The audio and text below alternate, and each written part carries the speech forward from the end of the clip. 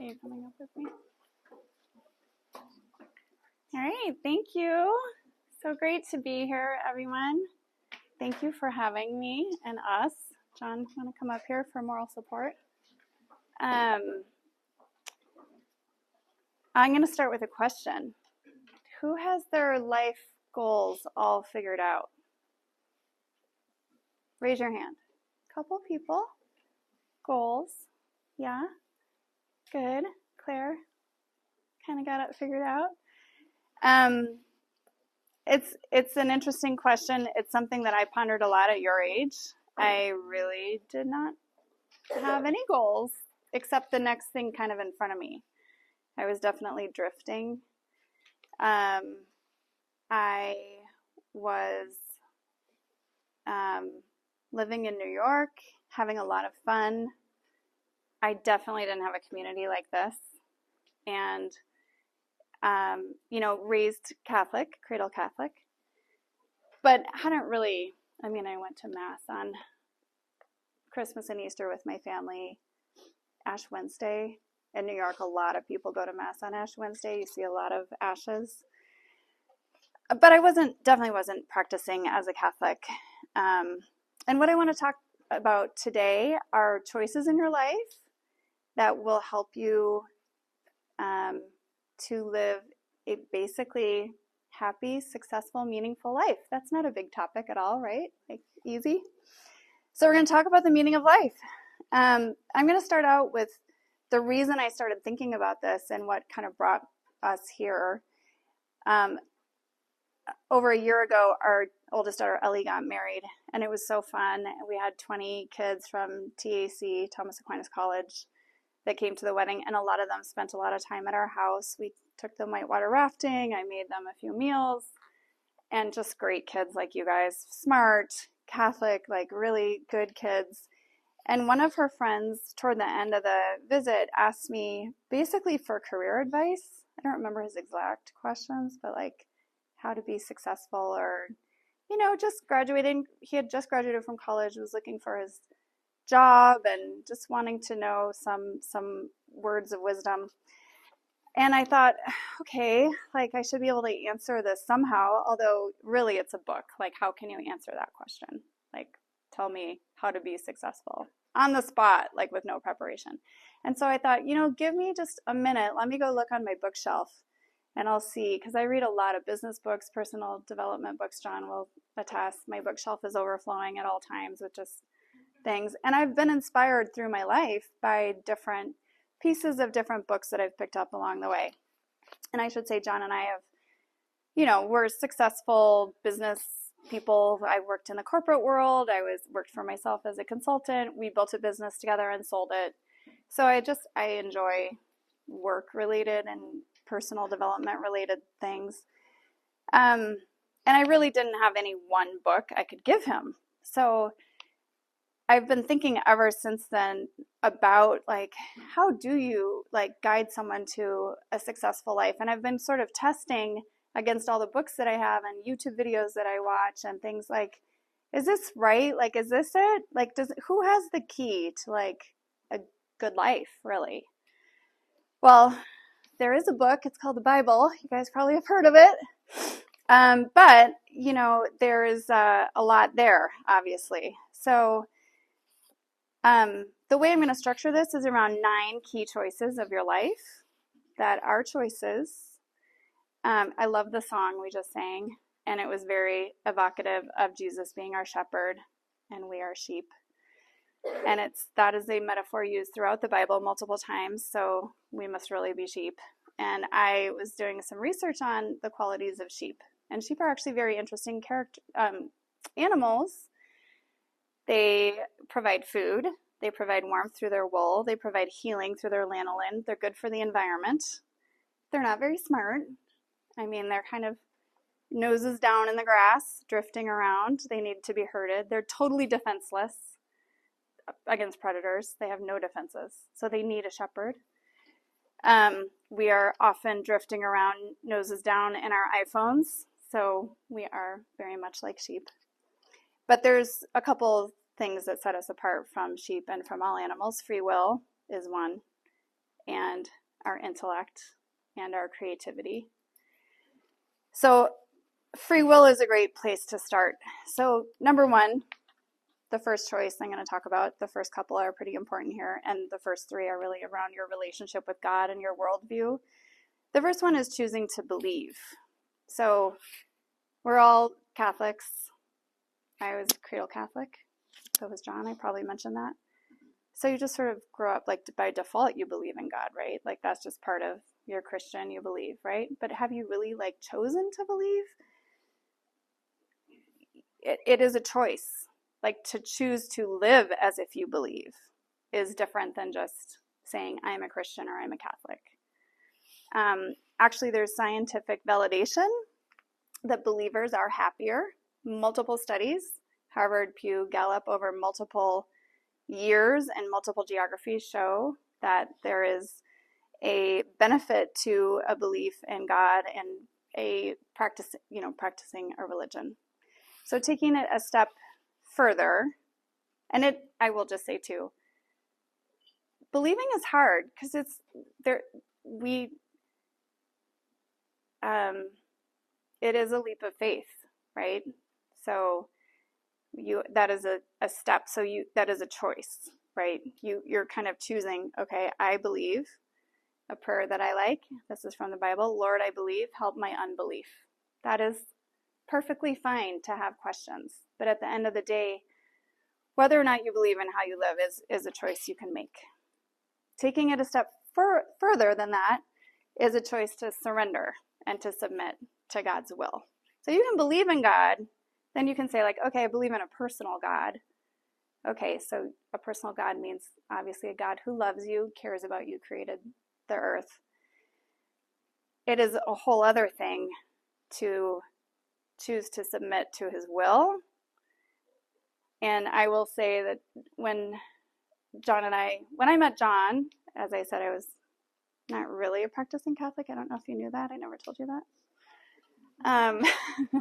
But I was Catholic. I was very attracted to that he was Catholic. I knew he was a good man, and I wanted to be worthy of being someone he would potentially marry, and I knew I was going to have to step it up.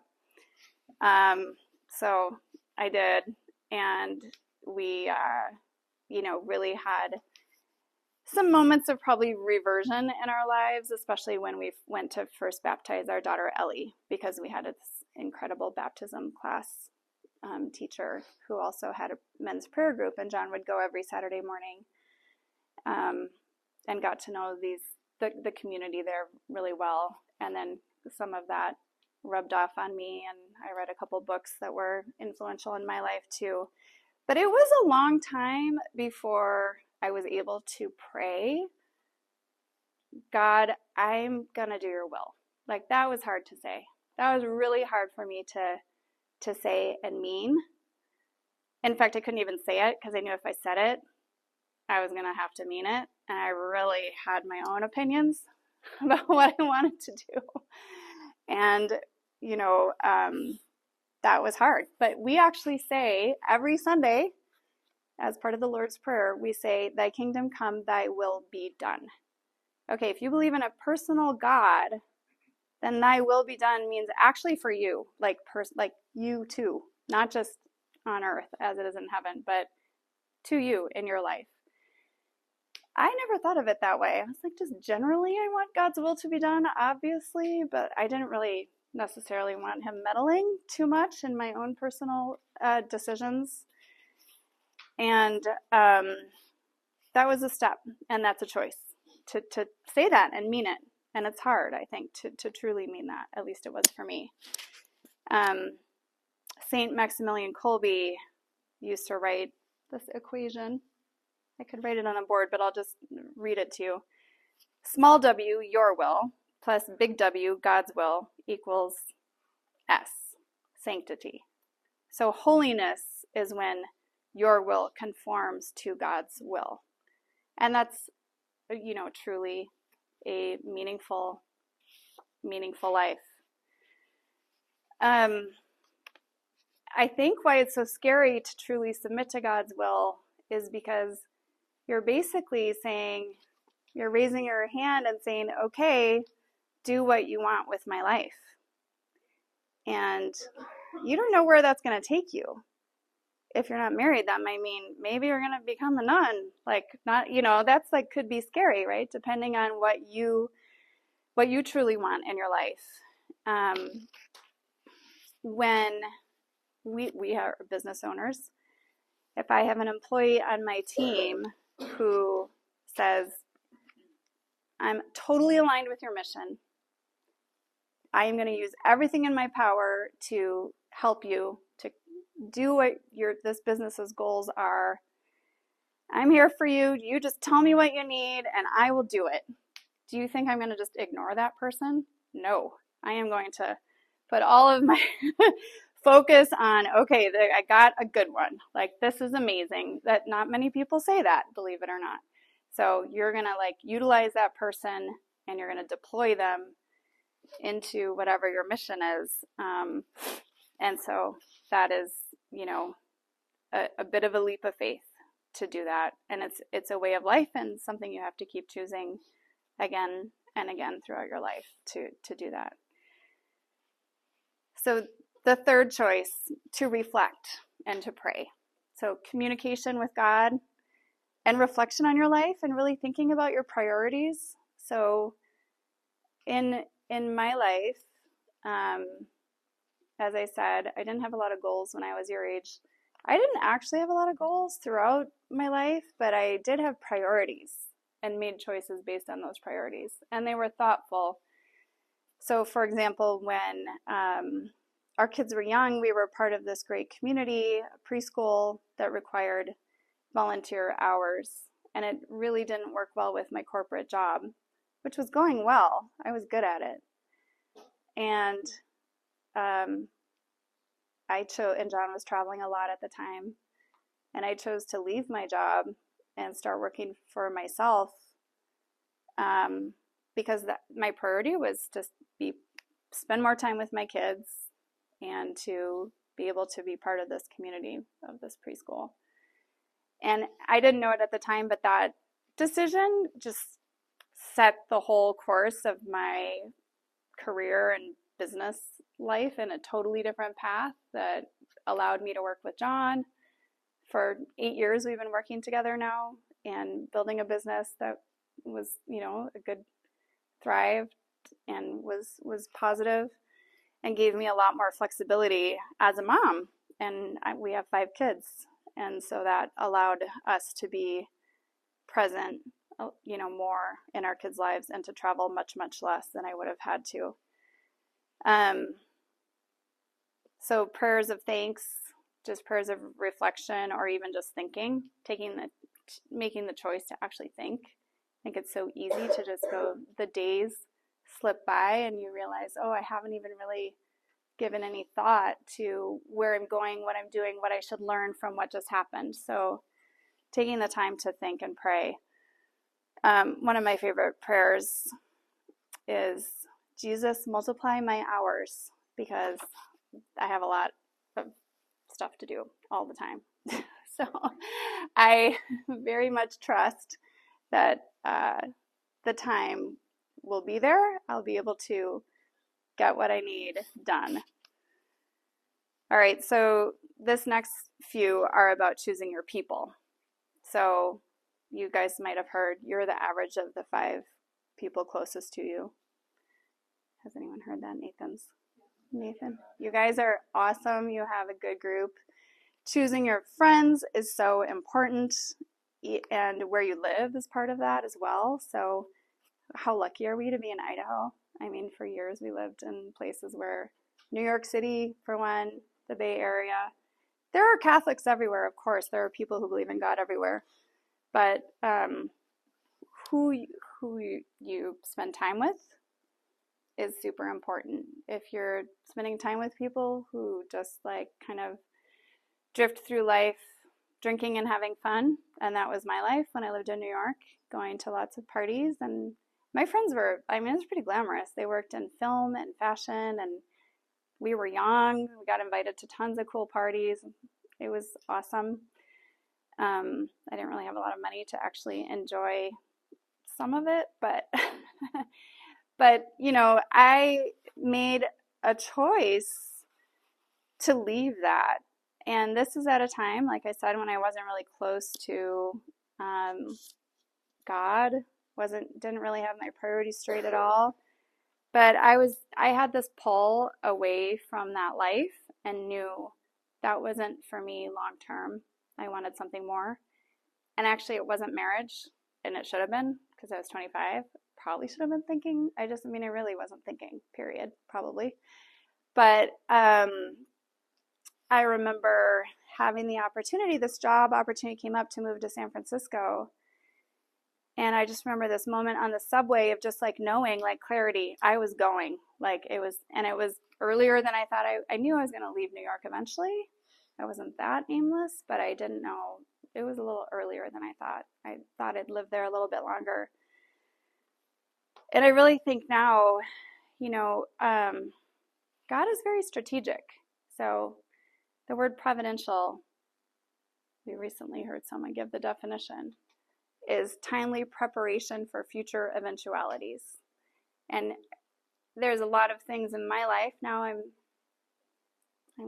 starts with a 5. I can say I've been around for long enough to see some of the patterns and things throughout my life that in the moment I didn't really understand. And I think that's pretty cool, actually, because it's like you're reading this book. Like, life is exciting. There's things that happen that you only understand later. And I was thinking about why that would be. Like, for someone who's sort of drifting and lost, why would God be saying, like, hey, even though you are not paying any attention to me, you're still my sheep. I think it's because, and I'm not a theologian, but I was thinking, I was baptized. So I was one of God's sheep. I was already in the flock, even though I was wandering around, going someplace I shouldn't have been going, doing things I shouldn't have been doing, but God was calling me back. And soon after that, I was in San Francisco, and it was so lonely, and I really regretted leaving New York. New York was so fun. I had all these amazing friends. They were still my friends, but they thought I was crazy for leaving New York. Even my very best friends were still there. I left before all of them. They eventually left too, but man, I was so lonely. Like, I knew no one in San Francisco. I knew no one. I had roommates. This is in 1999, which will make me sound like a dinosaur, but it was the start of the internet.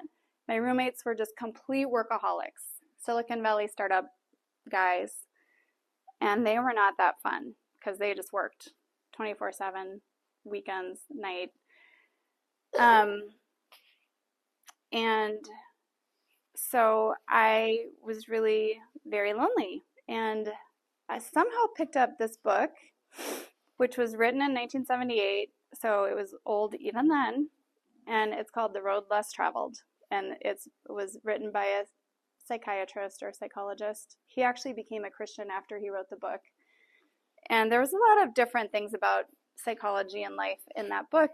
But the one thing that I remember my whole life, I still to this day remember reading in that book, was the concept that love is a decision. And that really is like the seed for this entire talk. I thought, because at least for me, I felt like love was a feeling. Like, you're in love with someone, you like have feelings for them. The concept that love is a decision was really a new concept for me. And soon after was when I met John on a blind date. And I would say it wasn't like I decided to fall in love with him. I was like completely out of my control. So that was interesting timing. But that has really kind of guided a lot of my relationships, including with my parents. That there's estrangement is very common. You guys probably know this, where people don't even talk to their parents, or parents don't talk to kids, this going no contact.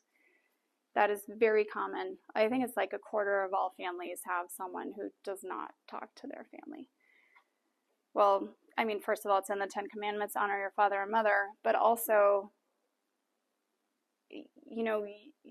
that is a decision to forgive them and to love them and do things for them, even if you don't feel like it. It's not a feeling, right? Like, do I want to go spend time with my mom when I could be watching a movie instead. Not always, but like I've made that decision. So,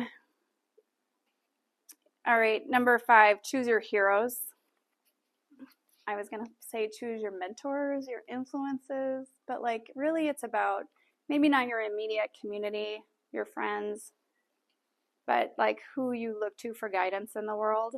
There's a lot of false prophets out there, and there's a lot of people that others hold up as being like successful, but then you dig a little bit deeper and you realize, how are they defining success? And I'll just give one example that really was like really stark to me. I love in airports, as I said, I like books, and especially business books and things like that. And I always look at the nonfiction books.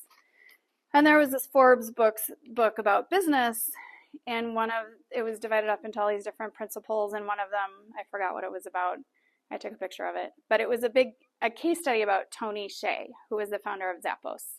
Does anyone know about him? Kateri does. So he was very, very successful in founding Zappos. He sold it to Amazon for more than $1 billion, so he was a billionaire.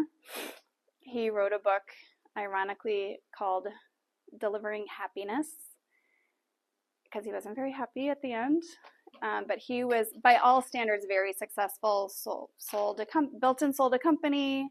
His employees loved him. He was asked to speak all over the world, and very wealthy and very respected amongst his peers. But in 2020, I think, he died in a house fire, addicted to ketamine, surrounded by people who just were taking advantage of him, estranged from his family, no kids. Is that success? I mean, and this book that I was looking at was written in 2022. Like, wow, ouch. That's just painful to think about. And there's right now very popular in sort of modern self-help is this idea of stoicism, which is basically like looking internally, mastering yourself. And there's a grain of truth in a lot of these things where, like, I'm sure Tony Hsieh had lots of great tips for customer service and building a business. Stoicism is the belief that you can really like detach from your emotions and detach from things so that you basically can avoid pain and suffering, which we all know is not possible. There's no grace from God in that worldview. And these are authors that are selling millions and millions of copies of these books. So I think it's good to kind of pressure test the Christian and Catholic worldview against things like that. And I enjoy understanding those points of view.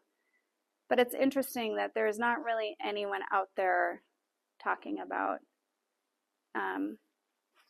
speaking to an entrepreneurial audience around principles based on Christianity. Like they're going to Buddhism and all kinds of things. And then, of course, choose your spouse. And I already mentioned that briefly, but that is probably the biggest choice as far as people, of course. Don't date someone you wouldn't marry. Is that obvious? That should be obvious. That didn't occur to me until I was 25. And I could, at that time, kind of saw it from the other person's point of view. We were just talking about this the other day. If you're dating someone you wouldn't marry, you're not only kind of wasting your time, that sounds harsh, but also the other person's time. They could be out there meeting the person they're supposed to be with. So that's not fair. So thanks for agreeing to be my husband, because I lucked out. It was a good decision. We decided well. Yeah, thanks to God. So finally, the last kind of category here is around choosing your path. So choose to work. Like, I like this quote. Whatever you do, work at it with all your heart, as working for the Lord, not for men. It is the Lord Christ you are serving. God wants us to work. I mean, that's pretty clear. He worked 6 out of 7 days. He wants us to work. you should treat your work, make a decision to treat your work as if you were doing something for God. You should work with excellence, integrity, commitment, and at service to others. And I will tell you that if you do that, money and financial success will be a byproduct of that. You will do well. I think the idea of working with like a servant heart is actually very smart. I realized after a few years of working in my corporate job, I worked for a huge pharmaceutical company, that one of the best ways to do well myself was to make my boss look good. And if I was just like a little bit humble and just like positioned him to get the credit for my ideas and what I was doing, I was gonna be invaluable to him, and other people would see it. And that was actually very smart, because, and as a agency working with clients, our goal is always to make the client look good to their team, not to take credit for yourself. You will get the credit. People will know. But if you're there to position others well, you are going to do well. And, one of the business classics is Jim Collins' book, Good to Great. And he did a lot of research on leadership and what makes a good leader. And one of the number one qualities is humility. Even at the very top, humility. People respect humility. So even early in your career, you'll do well if you take your job seriously, work hard, and do it with some humility. Two more here. Choose to use your gifts. We are so fortunate. I mean, we are living in the United States of America. We are born into this amazing country. We can do anything. We're born at this point in time, probably the best time to be alive in millennia. Like, just the comforts that we have and the advantages we have, just everything at our disposal we have. I mean, I will say thanks to ChatGPT actually for helping me think through. It's incredible the resources that we have. We have the world at our fingertips, literally every book at our fingertips. It's incredible. What a gift. We should be utilizing those. We should be leveraging them. And also the gifts that are given to us by our Creator, us personally. Like, we all have different gifts. Some of us are very good with spreadsheets. Some of us are not. We complement each other. Relationships are a gift. So, and I would say even your youth and inexperience is a gift. You can leverage that. You can go ask people for help. You can ask questions. No one's going to think, oh, what a dummy. He doesn't know how to, whatever. Like, it's just an incredible gift to be able to ask for advice and help and mentors. And you have a lot of energy, which is good. GP started a Christmas tree delivery service. Lots of energy to move trees around.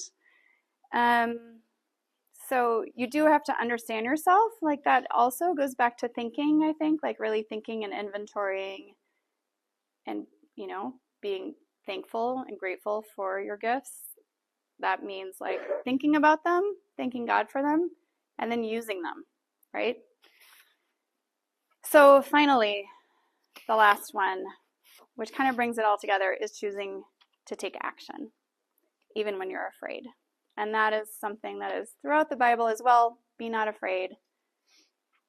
That's not saying like, feel not afraid. It's be not afraid. That's a choice. Be courageous. Take action.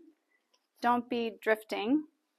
Commit to the Lord, whatever you do, and He will establish your plans. I really like that. I think that's a nice way of saying,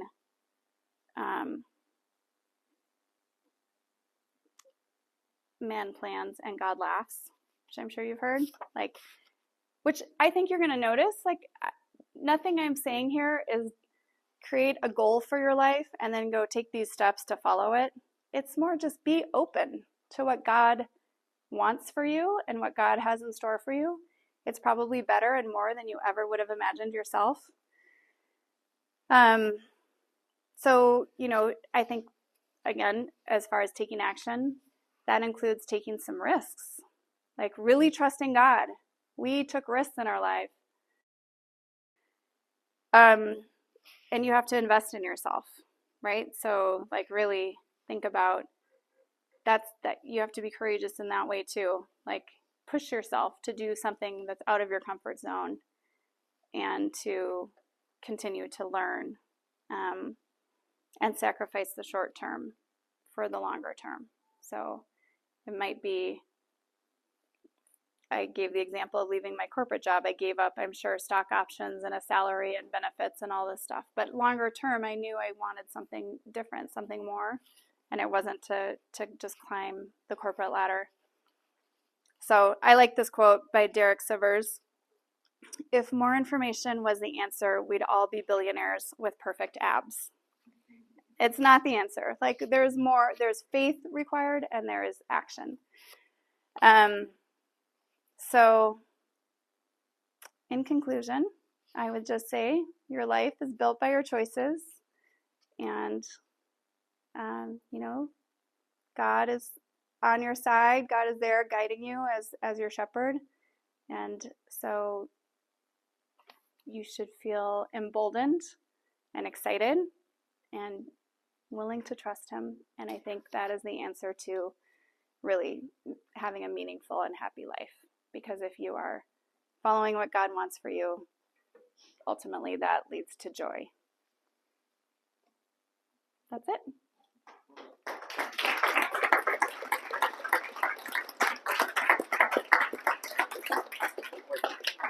Yeah.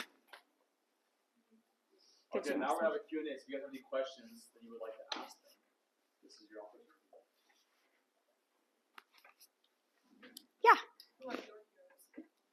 Who are my heroes? Oh, that's such a good question. I think the saints are great heroes. Right now, I am really loving learning about Saint Marcella, who was a 4th century Roman saint. And she loved jewelry, was wealthy, had, this palace in Rome. And her husband died after 7 months, so she was a young widow and had the opportunity to remarry, but chose not to. She kept her palace, and actually St. Jerome lived with her while he translated the Bible into Latin. And she is one of the first Christian women to gather a community of women together to study and learn, which I think is really cool. And so that's been one that I've been learning about lately, just as an example. Who's your hero? I was saints, and I could give a litany of them, and literally.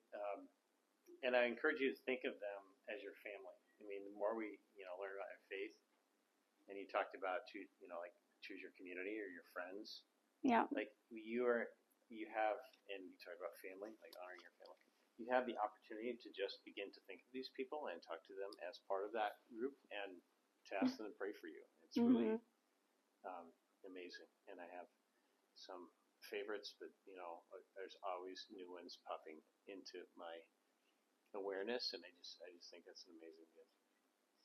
I'll say generally too, Nicole, but all of your, many of the kind of the first tranche of all of those points is about kind of coming up with your listening to and coming up with your plan.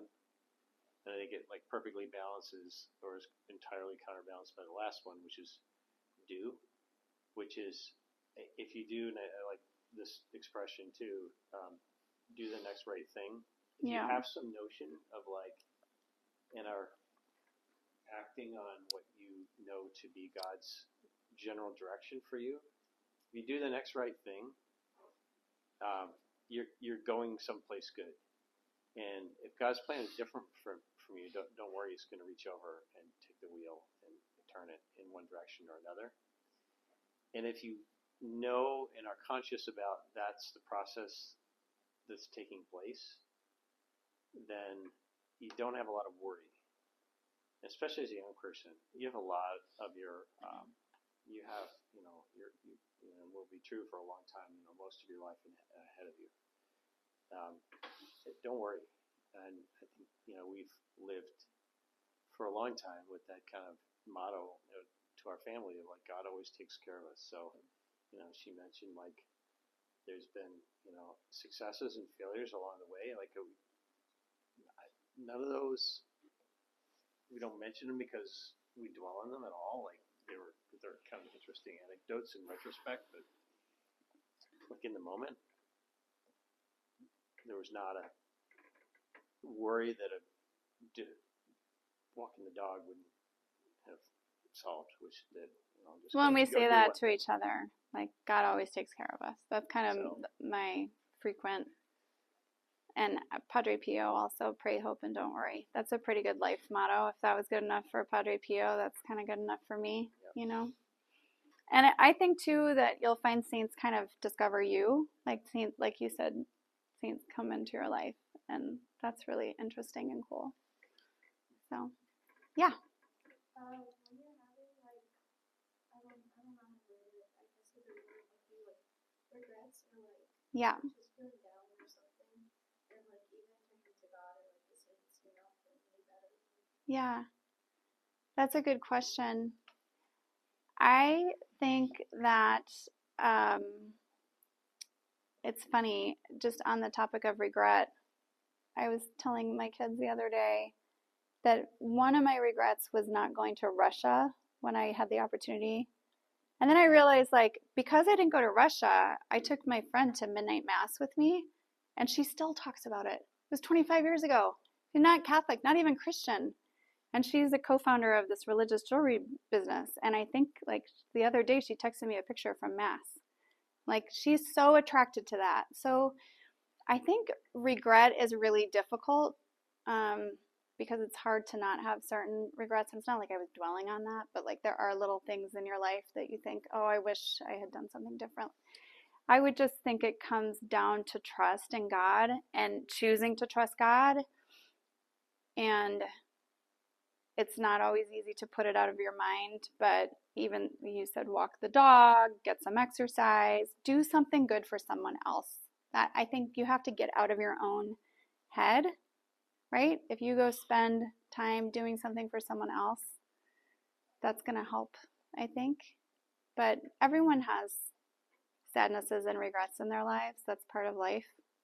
We suffer. My cousin used to say, offer it up. I'm sure you guys have heard that, right? Like,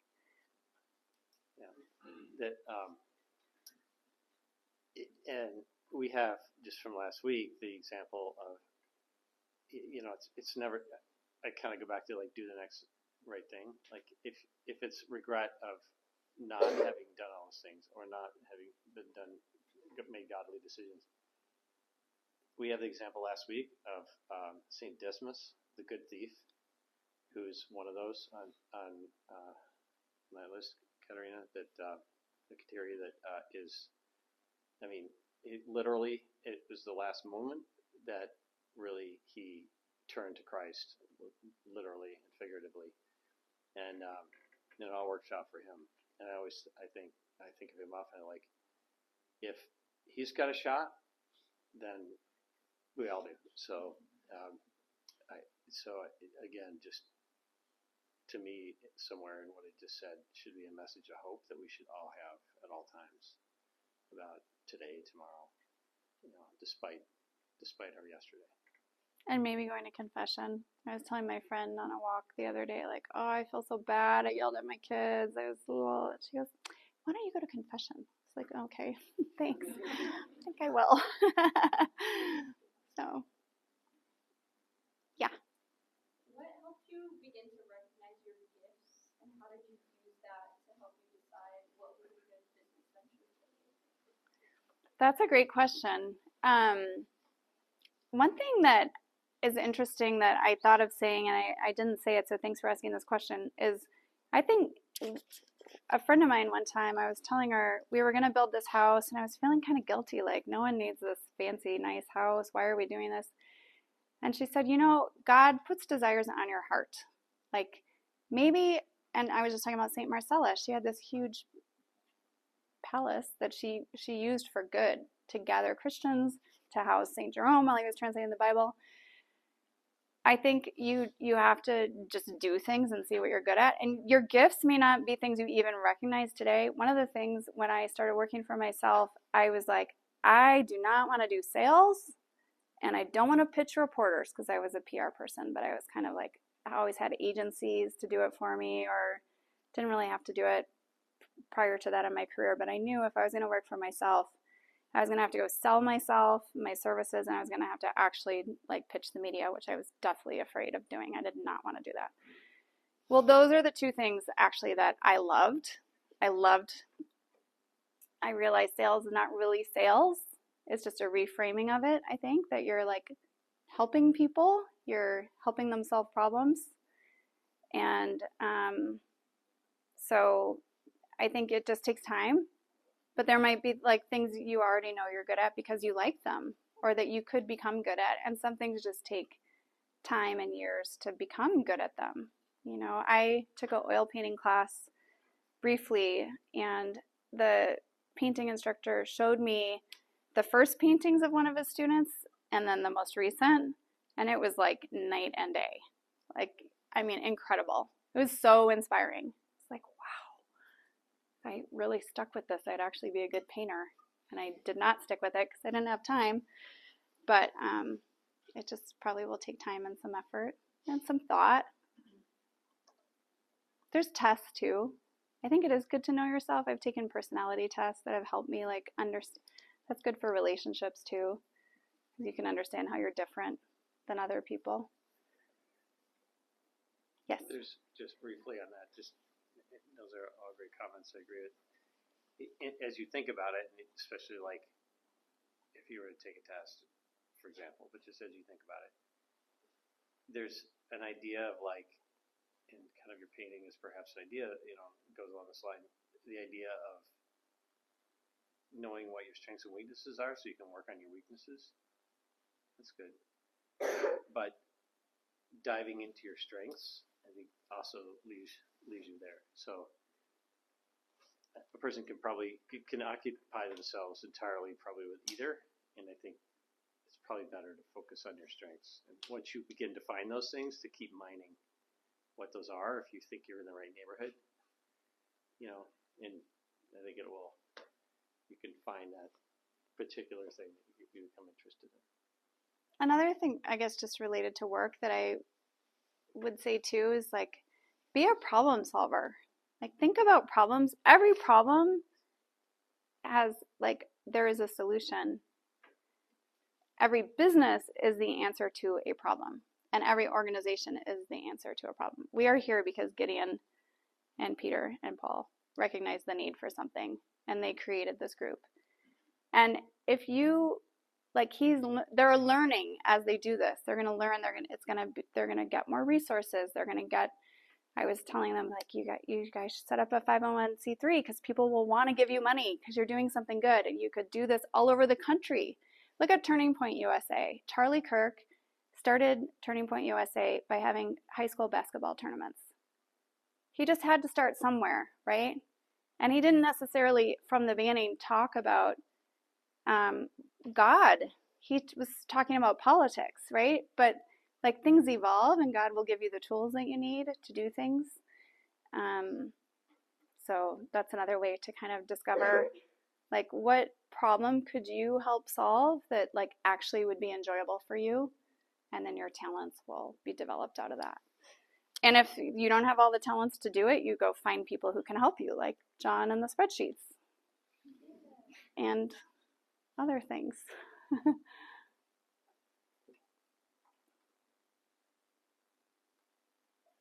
Yes. Even though God has given you all the blessings and stuff you've gained, how did you not let it consume you? Like, worldly? What do you mean by do you understand? Oh, well, first of all, I think it is actually a blessing to have just enough. I would not want to be a billionaire. I think that's a real burden. And then your money manages you. I mean, there is like, research shows that there's only so much that you need in life to be happy. I was watching a YouTube interview with this woman recently, and she was like so driven, and like she was saying, the guy asked her, it was such a good question. He said, "What are your hobbies?" And her answer, she had to think about it, and she said, "Getting facials." Like, oh, like why? What is the point? Like, well, how many private planes do you need?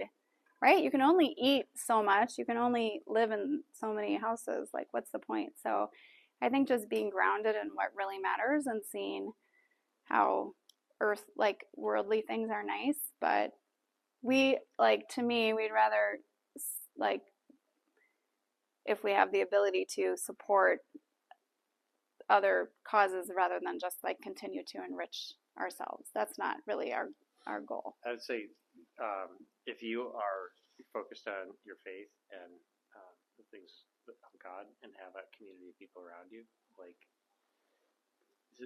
as Nicole is saying, like, and every study will show this, like the people who are rich and miserable have human problems, like relationship problems, drifting because of faithlessness. If anyone with any level of means has those things, they're gonna be happy, and you just have to be one of those people. And if you're blessed to have resources too, great. You can find a way to use those, or not, or give them away, or whatever it is. But just to focus on those things. It's not the biggest problem. It's not the biggest problem.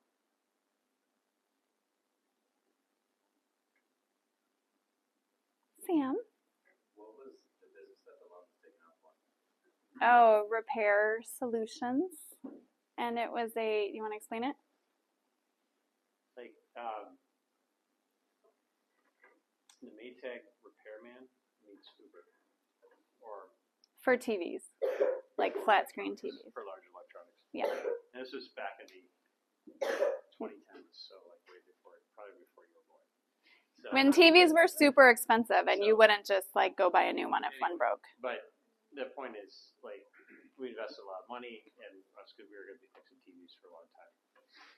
So we decided to do something else. But more on that another day, Sam, if you want to know more. The point is, like, that didn't ruffle us, like, because. It ruffled me a little bit, I'm not going to lie. Okay. I was not happy about that, Okay. but it all worked out. It was an expensive lesson of like, I mean, that's to the point of investing in yourself. That gave you a good story, and a story is a gift you can leverage later, right? It's paid itself So it back. helped you get your next job. It paid itself back. Yeah. All right, you guys, give it up Thank you. for Nicole and John. Thank you. Thanks for having us. All right, we're gonna get going to